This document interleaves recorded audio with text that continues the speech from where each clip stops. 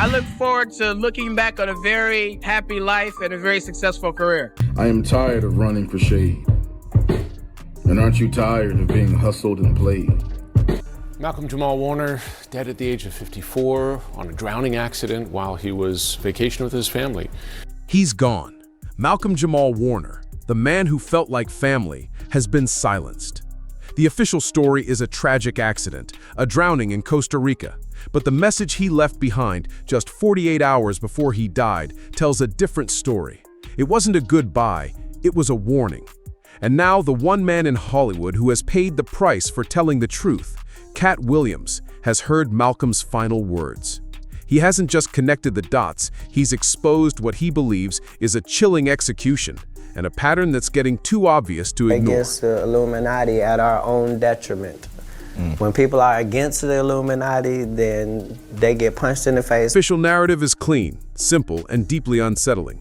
Malcolm-Jamal Warner, on a family vacation, was pulled under by a strong current. First responders found him without vital signs. It was ruled a tragic accident. But for those who have been watching the industry, for those who understand its dark underbelly, the story felt hollow.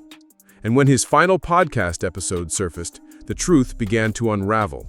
It was a raw, urgent, and deeply personal message that now sounds like a farewell from a man who knew his time was running out. And aren't we all tired of crying about how hard it is to be black in America, even if it looks like we've got it made? In that final episode, Malcolm dug deep into the purpose of his podcast, Not All Hood. He recounted a simple yet profound exchange with a spoken word artist who challenged the title, reminding him, "Ain't nothing wrong with the hood." That single comment sent Malcolm on a mission to clarify his stance. He wasn't looking down on the hood. He was attacking the media machine that relentlessly sells a single, monolithic, and often negative version of black culture. In overwhelming numbers, white people are basically fed up. More than any police brutality issue, any issue of racism. Passionately argued that the true culture, the art, the music, and the style that America appropriates and celebrates is born from the very streets the media demonizes. But the conversation took a darker, more prophetic turn. His perspective on black excellence had been radically altered by a story of black soldiers being erased from history.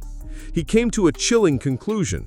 True excellence wasn't fame, awards, or money, things the industry uses to control people. He declared, black survival in of itself is black excellence. But freedom has its limits, so here we are, tear-streaked and salt-stained faces, traces of trauma and pain. Survival. It was a rejection of Hollywood's entire value system.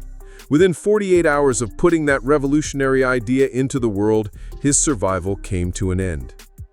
Now, imagine Katt Williams hearing this. A man who has fought in the trenches of the entertainment industry for decades, who has seen its darkest corners. He doesn't just hear a podcast, he hears a eulogy written by the subject himself. He hears the coded language of a man who has been given the ultimatum. In Katt's world, when a successful black man suddenly pivots from talking about his projects to talking about the nobility of mere survival, he's sending up a flare. He's signaling that the system has put him in a corner, that the walls are closing in. Katt would see Malcolm's message not as a philosophical reflection, but as a final, desperate broadcast from a man who had been given the choice: join the machine, compromise your soul, or be erased. Malcolm, a man of principle, chose to stand his ground, and Katt believes they made him pay the ultimate price for that defiance. To understand why Malcolm was considered such a threat, you have to look at the quiet integrity that defined his entire life. People are always talking about, your career and your success and all of that. He said, but what really makes me the most proud is that you are a good person. Look at how he navigated the Bill Cosby scandal. He walked a tightrope of nuance that the media despises. He didn't offer a simple defense, nor did he join the mob. He expressed pain for everyone involved and criticized the media's circus, all while protecting the cultural legacy of a show that meant so much to so many. To you, before you ask your black friends that, sit with that question for yourself. Just sit with that question. What do you want to do? What do you feel moved to do? What is on your heart to do? The real question is, how much do you want to stand up for what you say you believe in? Ending racism is not solely our responsibility. Eradicating racism is a shared burden. Through Katt's lens, this refusal to be a simple puppet, to provide an easy soundbite, was Malcolm's first major act of rebellion. He proved he was a complex man who thought for himself, and in Hollywood, an independent thinker is the most dangerous thing you can be. This defiance was the blueprint for his entire career. He fought tirelessly to escape the shadow of Theo Huxtable, not by chasing fame, but by earning respect. He became a Grammy-winning musician, a sought-after director, and a powerful spoken-word artist. While other child stars became cautionary tales, consumed by scandal and addiction, Malcolm's record was spotless. I remember my mother said to me one time that Mr. Cosby gave you immortality. He credited his mother's disciplined management and his own focused study of what went wrong for others. He was controlled, principled, and purposeful. He was building his own kingdom on his own terms. In other words, he was everything the chaotic, manipulative, and scandal-driven Hollywood machine couldn't stand. And what was the industry's response to the passing of this Grammy-winning artist and cultural icon? A deafening, chilling silence. No major memorial specials, no primetime tributes, no flood of heartfelt statements from the Hollywood elite. Just a few quiet headlines before the machine moved on. Katt Williams would tell you this isn't an oversight, it's a feature, not a bug. It's the second phase of the hit. First, they take your life, then they methodically erase your legacy. They want you to forget that men like Malcolm, men of unshakable integrity, ever existed. What you get, like you get that what on the face looks like a black issue is really a human rights issue, but you know that because that's why you're being pulled to want to do something, because you get the human rights of it all.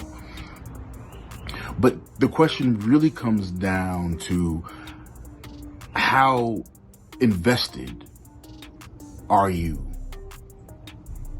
in what it is you say you stand up for. They want his final, powerful words to fade into nothing, just like he did. Even his private life was a testament to the character they couldn't break. He endured the unimaginable tragedy of losing his former girlfriend and Cosby Show co-star, Michelle Thomas, to cancer when she was just 30. He was reportedly by her side when she passed, a private sorrow that forged his soul with a seriousness that Hollywood's fake drama could never touch. What's going on? There's always a reason to smile. And if for some reason you can't find a reason to smile, then that's probably the best time to be the reason for somebody else to smile. Find a smile for yourself and be a reason for someone else to smile. That's all I got. Listen to love because it's been a minute. What's good? Yes, I got the flower in my hair. Today's my daughter's birthday. She put the flower there, so I'm rocking it. What? It's a beautiful day here in Atlanta. Later, he survived a very public, painful breakup with actress Regina King, an ordeal that seemed to teach him the brutal price of letting the industry into his personal life. These weren't scandals. They were forges. They hammered him into a man who was grounded, thoughtful, and utterly impossible to control with the temptations of fame or the fear of public opinion. So let's look back at that final message one last time.